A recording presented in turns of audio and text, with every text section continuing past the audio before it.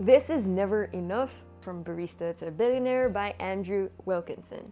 In this video, I hope to be able to give you a good enough summary of Andrew's journey from barista to billionaire, and you'll see this timescale throughout this entire video. And as a content creator myself, while I'll never ever make a tiny fraction of what Andrew has made, I still managed to distill down 9 of the most brilliant business lessons from this book. Number 8 is my favorite, so I hope you stick around for that. Let's get started. Before Andrew was a teenager, he was obsessed with computers. More specifically, Macs. He was always hanging out at a computer store during his free time, explaining about Macs to older ladies who knew nothing about computers. One day, one of them, a lady called Marcy, asked Andrew, "Can I hire you to teach me to use my new computer? I'll pay you $20 an hour." Eventually, he had about half a dozen elderly clients, and at the ripe old age of 12 years old, Andrew started his first company. It was called New Tricks, and the slogan was "Teaching old dogs new tricks." Very smart for a 12-year-old.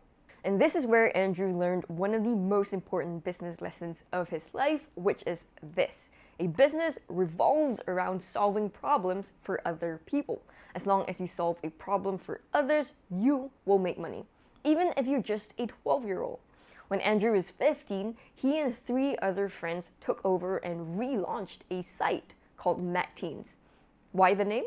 Because the previous owners were also teenagers who were Apple fanatic, but they shut down the site when they entered college. Andrew and his friends kept hard at work, writing tons of stories about Apple-related products, news, and even rumors. He started off making hundreds of dollars a month at first, but by the time he was 16, he had tons of free products to review, hundreds of thousands of eyeballs on the site, and he was even getting picked up by huge publications like CNBC. And this tiny website, it eventually made Andrew thousands of dollars a week, more than anything I've ever earned online as a content creator. And he was just 16 years old. I'm like kind of almost double his age. I'm not entirely sure if he made $5,000 a month. That's just an estimate that I'm just going to put up on the screen. It could be actually more, but that's just my fairly conservative estimate, assuming that he got about 200,000 page views a month. Now, because of the success of this MacTeens website, Andrew decided at 18 years old that writing was his passion and calling. He gave up his quarter of the website and headed off to journalism school. There, however, he saw that the industry was kind of bleak, especially in this day and age of tech and extremely fast-moving news. So 3 months in, he dropped out. And this was when he started making $6 an hour as a trainee barista, which made its way into the title of this book. He did this for a few months until one day he met 2 customers of the coffee shop he was working at who ran a website building agency. And of course, Andrew, being as entrepreneurial as he is, wanted to start one himself. So one afternoon, he clocked out of work and went to a nearby bookstore to buy some books on web design. His Bible was Bulletproof Web Design, of which he devoured every word and line of code in the book. This led him to take a few online courses on the internet. Then he started reverse engineering the book author's websites, figuring out every single little detail like drop shadows, fonts, buttons, and different kinds of styles. Night after night, he spent upgrading his skills. Sometimes he'd pull all-nighters, go for breakfast at a diner near his parents' place, where he stayed at the time when he was a barista, before he went to work at the coffee shop at sunrise. Basically, he was obsessed, and that's business lesson number 2 for me.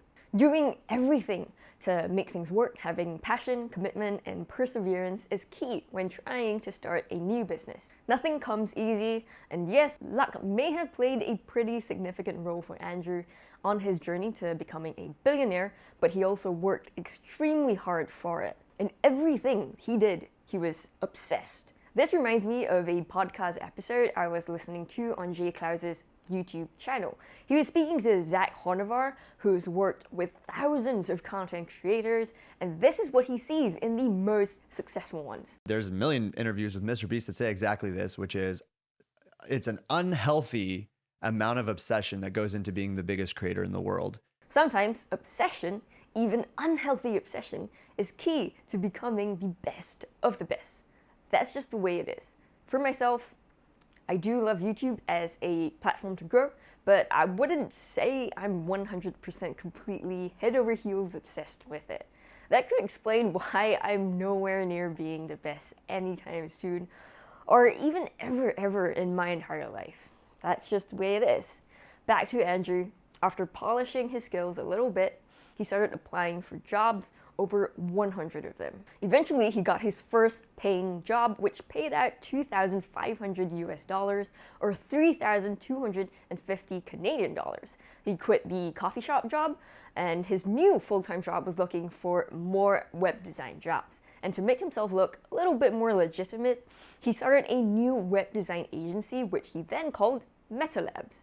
Back then, there was a lot of demand for designers, so the jobs came in quickly, and Andrew soon found himself kind of in over his head with the skills required because the skills he had were kind of basic.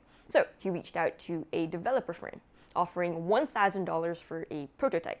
Then he quoted $2,000 to a client because he expected to get negotiated down, but the client surprisingly accepted the quote. Unintentionally, he made a 50% profit off his friend. And this is when he learned this incredible business lesson. This is how every business worked: creating the demand, building the systems and processes, hiring other people to do the work, then charging enough for whatever it is that you're selling that you turn a profit. Counterintuitively, you didn't actually do most of the work yourself, but yet you earn all the profits, or almost all the profits, for putting it together. As business grew and grew, he started hiring real employees, offering them a stable hourly pay. On the client side, he charged double or some multiple of the hourly pay and basically profited from the difference. In doing so, Andrew had the realization that if you sell your own time hourly, say as a contractor or employee, you can ever only sell 8 to 12 hours in a day. You're basically capped. But if you sell other people's time, or better yet, a service with a markup on your cost, you can grow your income infinitely without actually doing the day-to-day work. And that brings us to business lesson number 3. You will likely never get rich trading your time for money. To get rich, you will need to leverage a number of things. Here are a few examples that I can think of. First, you can leverage people exactly like what Andrew did by hiring people for a fixed pay and charging clients a premium on top of that fixed pay. For the rest of us, a simple way of doing this is outsourcing your work. For YouTubers, like what I kind of am, the first thing anyone would outsource is editing. It is a humongous time suck. And me outsourcing all the editing for this book channel actually frees up a few days per week for me, which is simply incredible. Second, you can leverage algorithms, and social media is a great example here, especially YouTube. Even when I'm sleeping, the YouTube algorithm is actually busy pushing out my videos to other people 24/7, and I actually keep earning money from like ads and affiliates. Well, not for this book channel, which gets like 5 views per video, but for my other channel, some of my videos actually do hit 100k views, and I get anywhere between 3 to 9,000 views per day, depending on the season, which is pretty passive income for me, and it's quite awesome. And third, you can leverage code to get the work done for you, even when you're sleeping. For example, if you're a YouTuber, you might know the tool called vidIQ. Basically, it's a software you can use to find video ideas, optimize your videos, and much more. The whole tool has already been coded, so the makers of the tool can earn money from your monthly subscription, and you can use the tool without needing the makers to sell you their time over and over again. Now, this was about the time that Andrew started wondering, why don't his employees go out and charge a premium for their services themselves? Why let Andrew take a profit? That's when he realized this. Most people abhorred risk. They wanted safety and security, a steady salary and rails, things that Andrew had none of. He was perpetually a month away from going broke and constantly pouring his profits into hiring new people, signing scary-looking contracts full of terms he didn't understand, that with companies that could sue him into the Stone Age should they so choose, and guaranteeing credit lines personally. Risk, in this case, equal reward.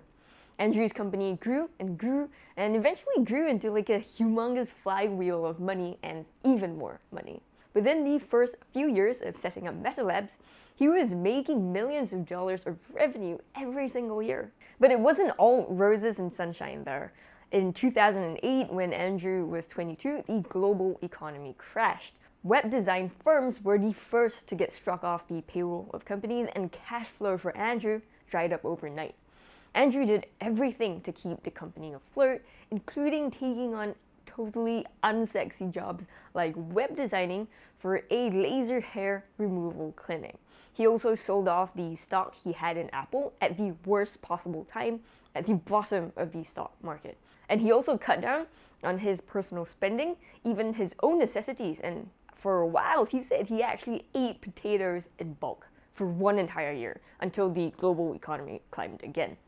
That's the risk of going into business, which is business lesson number 4. Business can make you rich, but it's extremely risky. I see the exact same thing with my YouTube channels as well, but on a much smaller scale, of course. When starting any new channel, there will be time and money that you have to sink into it. Right now, I don't have that much time because I have like 2 channels now. And also this channel's videos, they're actually quite long. So I had to hire a video editor to work on them for me.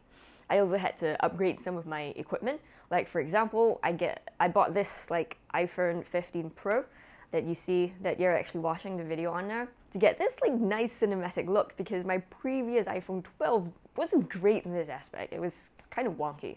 I also had to buy new books every week. This one cost me like $40, along with like other basic filming equipment and tools and stuff. I expect to invest a minimum of 2 years churning out somewhere around 100 videos during those 2 years, and that's gonna set me back by at least $20,000 to $30,000 over that time. If this doesn't work out, I lose all that money, not even including all the time that I'm investing into this. That's just the risk I have to take. That's the risk with any business, even something as simple and as low cost as the YouTube channel. Now, is there any way to reduce the risks of losing everything when it comes to businesses? Well, after Andrew's experience with near bankruptcy during the global financial meltdown, he learned this one important business lesson: the best companies are all-weather and ready for anything. Instead of spending all the money he took home on fancy stuff, which is kind of what he did before the financial meltdown, Andrew started saving and investing his money, being as scrappy and as bootstrappy as possible. And this is the approach that I just started to take on just a few months ago. My YouTube channels aren't the only businesses that I had. Well, now it is, but I also used to have a website that relied on search engine optimized traffic from Google to get eyeballs and subsequently ad revenue, exactly like what Andrew did when he was 15. Last year, I poured the rest of my savings, like $20,000 to $30,000, into that website because it was going really well, and I kind of just wanted to give it a final push forward. Just a few months after that, the Google algorithm changed completely, and I got wiped out. I got wiped off the search results page. I watched as my years of savings just got lit on fire, just like that, almost overnight. Looking back, I really regret it, but there's not much I can do right now. So going forward, I'm just going to spend the next few years being as scrappy as possible, trying to build my savings back up again. It's gonna take a few years, but now I'm more than determined to actually do that. Now, after the financial crisis, Andrew was running Meta Labs, which has been super successful, but he was exhausted from every task he had to do and all the fires that he had to put out daily. This was when he had itches to scratch in the form of other businesses. One particular one that he highlights in his book is an e-commerce store retailing luxury cat furniture. Unfortunately though, for many reasons like high competition, logistical issues, and low profit margins, it ultimately failed and cost him $200,000. After that, he also started numerous other businesses along the way, like pizza stores and stuff, and each of them failed, lighting even more money on fire. That brings us to business lesson number 6. Understand that not all businesses succeed. In fact, the majority of them actually fail. However, Andrew says here that the key is to make sure you didn't go all in on one thing or one business, and that you learn from each mistake, and that each business success or failure informed another business. These are like his almost exact words. If you're a content creator or YouTuber, you'll notice the exact same thing. In fact, I expect only like 1 in every 10 to 20 videos to do well. The rest of them will usually just flop and die. Having that understanding really helps make sure you have the right mindset before going into this and thinking that every video you make will go viral. And also, don't make the same mistake as me and pour your entire savings into one business venture. Honestly, after that, I was almost tempted to go back to an office job because I just felt really demoralized and I literally lost almost all of my savings. Now, of course, some of Andrew's businesses did fantastic along all the failed ones, and a notable successful one was Pixel Union. He put together a team to create Shopify themes, and these sold like hotcakes. $5,000, $15,000, and then $30,000 a month. Remember what I was saying about leveraging code to make money while you sleep? This was exactly what Andrew did. Build a theme once and then sell forever. This is when he first became a millionaire, because he sold Pixel Union for $7 million back when it was making maybe $500,000 a year. Andrew got $3 million upfront, 2.5 more if the company did as well as he guaranteed, and the last 1.5 million was in stock in the company. He was only 27 years old. If you're wondering, even though Meta Labs actually made him a lot of money in his early 20s, there was like a lot of overheads that he had to pay for as well, like payroll, client-related expenditures, and so on. Andrew actually never really had more than a few $1,000s in cash in his bank account until he sold Pixel Union. A few years later, when Andrew was nearer his 30s, he noticed that he no longer had the energy he once had in his early 20s to actually build businesses from scratch. He soon began to discover what he liked and what he didn't like using this method he calls the anti-goals strategy. That brings us to business lesson number 7. This was inspired by Charlie Munger, who often said problems are often easiest solved in reverse. Basically, this means to think about what you hate, then work backward to optimize your life to avoid these things you hate. For Andrew, he had a whole list of complaints, like long meetings, late night emails, people who needed constant input and feedback, calendars that were too packed, travel that took him away from his family, and so on. There were a couple things he did here to address these complaints that he had. First, he found someone to put in charge of Meta Labs, and second, this was also about the time that Andrew discovered Warren Buffett's way of investing, which wasn't to start businesses from scratch, but instead to buy either the entire existing business with someone in charge already, or just buy a portion of the business in the form of stocks. Warren Buffett typically looks for 3 things in any existing business. A high-quality business with a moat, which is basically a quality that protects the company from competitors, an intelligent and ethical management team, and a fair price. And that's exactly what Andrew did. First, he incorporated Tiny. Then, over the next few years, he started acquiring companies, a few of which he spoke of quite fondly in his book. One of them was Dribbble, an online community where designers shared images of their work and got feedback from one another. Dribble's moat was that it had virtually every single designer on the site, and it had millions of eyeballs every month.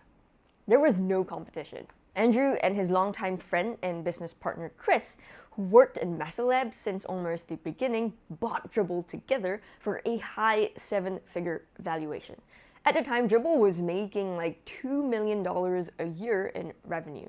The previous owners were true blue designers who didn't care so much for like the business side of things, so they contracted most of their ads to an outside ad network that paid them $20,000 a month. After Andrew and Chris went in, they built an in-house ad sales team and sold the ads themselves, making 10 times the amount with just this one growth lever. Less than 5 years later, they had scaled it 6 times over, so that's a whopping $12 million a year. A few years later, another company that Andrew and Chris acquired was AeroPress. I think you've heard of it. You might have heard of it, for $70 million. At the time, there was no marketing done for AeroPress, and it already had a huge fan base. In 2 years after buying AeroPress, they grew online sales by 500%, a mind-boggling number. Along the way, they also acquired companies that kept growing and kept growing. Right now, Tiny, the overall incorporated company, is basically a company that owns more than 30 different businesses, all of which generate hundreds of millions of dollars in revenue every single year. But that's not the end of the story or the lessons learned from this book. In fact, Andrew said that he found himself daydreaming about the early days when Meta Labs first started. This is what he says: every founder dreams about getting to the end, the part where they've created the billion-dollar behemoth. But ironically, once there, we all fantasize about going back to the beginning. He also describes what having such a big business feels like, and this is absolutely beautiful. Imagine that you love chopping wood in your backyard. You do it for fun, to relax, to enter a flow state. Then, one day, your neighbor pops his head over the fence and asks you if you want to chop some wood for him too. He offers you $20. Suddenly, the thing you love doing becomes a business. Before you know it, you're chopping wood for all your neighbors. You buy a truck and start selling door to door. It's just you and a bunch of buddies, side by side, chopping wood and working outside. The business grows and grows and grows. And a decade later, you wake up. You're in a little glass office perched atop one of the many sawmills.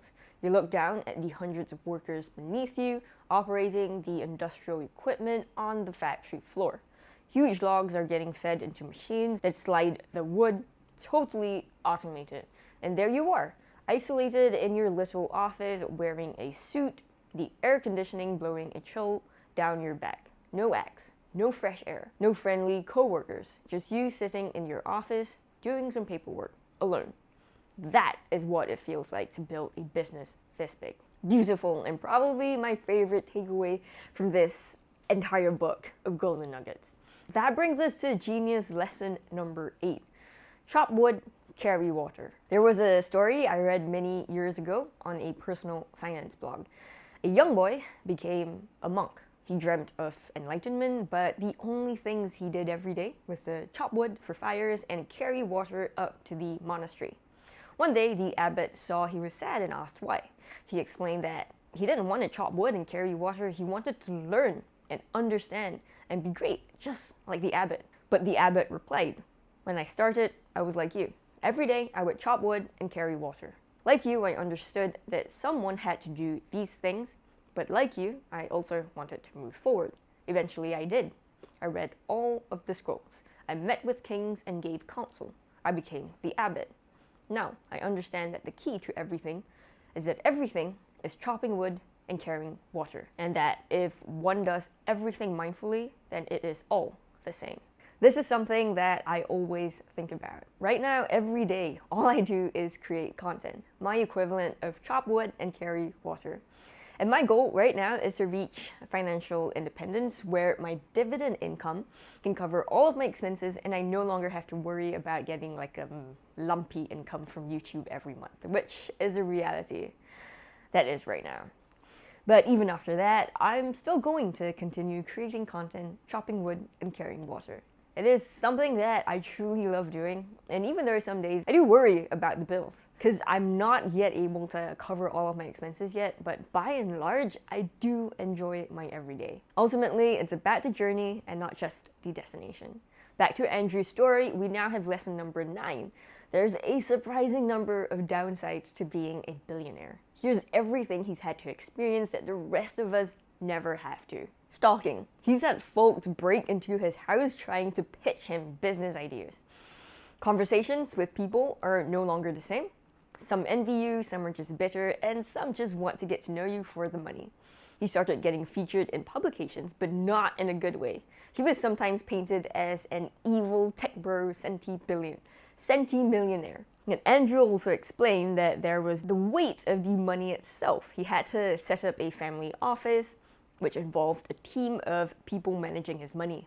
Again, more headspace taken up and less peace of mind. Maybe you're thinking, yeah, the money itself is great and could buy him a lot of things.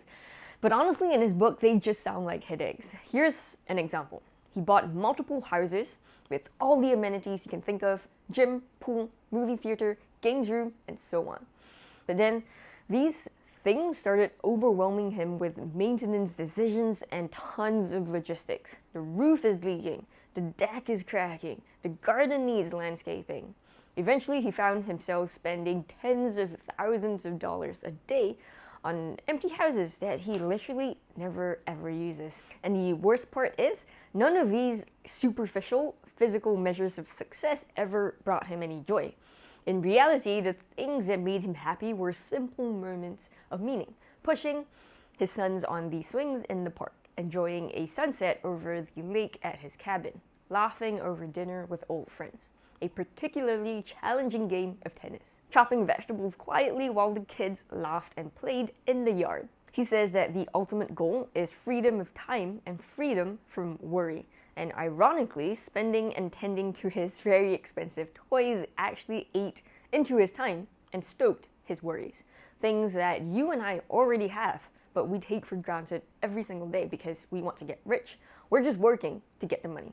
I love this book because I see so much character growth from the beginning all the way until the end. Andrew even had the opportunity to merge his business with Charlie Munger's, the Charlie Munger, and go public with his company. This would have made 800 million of his net worth liquid. But he didn't go for it, something that his 20-year-old self would probably have killed to go for. And at the end of the book, he signed the Giving Pledge and is going to give away the majority of his wealth before he dies. He actually says that he's no longer a billionaire, and I completely admire him for it.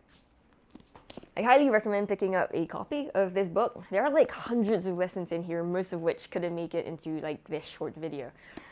Honestly, he writes beautifully and more eloquently than I ever could do him justice. I literally could not put down this book. I read it in one sitting of 7 hours from like, I don't know, 10 to like 5. I even forgot to take my lunch because it was so addictive, and it's my favorite read this year so far.